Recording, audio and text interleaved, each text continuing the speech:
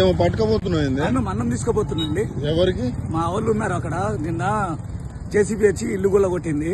వాళ్ళు ఎండలో ఉన్నారు. ఏమైతారు ఆడున్నోళ్ళు? వాళ్ళు మా అన్నయ్య అవుతాడు, వదిన ఉంటది. మీ అన్న వదిన ఉంటారు.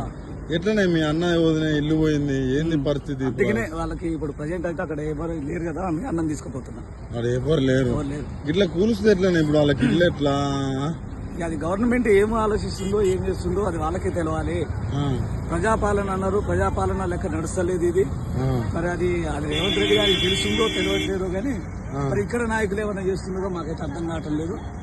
పాపం బంధువులు చూస్తే బాధ అనిపిస్తలేదా? ఇబ్బంది అవుతుంది వాళ్ళకి ఇబ్బంది అవుతుంది, వాళ్ళతో పాటు మేము ఇబ్బంది పడాల్సి వస్తుంది. వాళ్ళతో పాటు మా వాళ్ళు ఎట్లున్నారు, ఏ పద్ధతి అనేది మనకు అర్థం కావట్లేదు కదా. మా వాళ్ళు ఎట్లున్నారో గుంజాయితీ. అవును, రాత్రి ఏడ పండుకుంటారు, ఏడ తింటారు. ఎందుకు వాళ్ళకి వండుకుంటానికి ఏది లేదు కదా, అన్ని కూర కొట్టారు కదా. ఎంత దూరం ఇక్కడి నుంచి మీరు? అది ఖమ్మం లోకల్నే ఉంటారు. నేను వేరే పని చేసుకుంటాం, వాళ్ళు వేరే పని చేసుకుంటారు. సాయంగా అన్నం తీసుకొని వస్తున్నావు ఆటో కట్టుకొని. అన్నం మీద ప్రేమ. టైం అయితే 2 అవుతుంది అండి. 1 గంట వస్తే 1 గంట అయింది ఆడ ఆటో లేక. గంట సేపు ఆడ బస్ స్టాండ్ కాడ వెయిటింగ్ చేయాల్సి వచ్చింది. అన్న అంటే ప్రేమ. అన్నం తినలేదని ఆ దూరం నుంచి పట్టుకొస్తున్నావు నువ్వు. ఈ పరిస్థితులు వస్తాయి అనుకున్నావు. మా అన్న ఇల్లు పోతుంది, మా అన్న ఇల్లు పోతుంది, నేను అన్నం పట్టుకొస్తా అనే పరిస్థితులు వస్తాయి అనుకున్నా.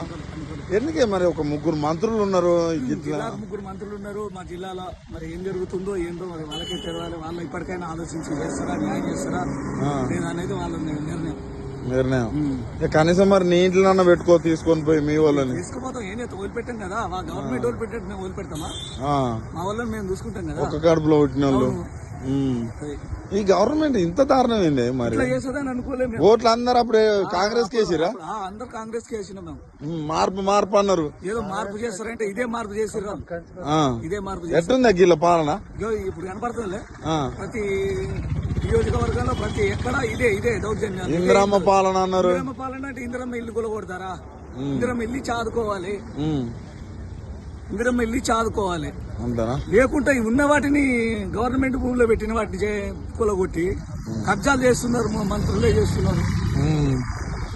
ఓకే, అన్నం ఆకలి అవుతాను.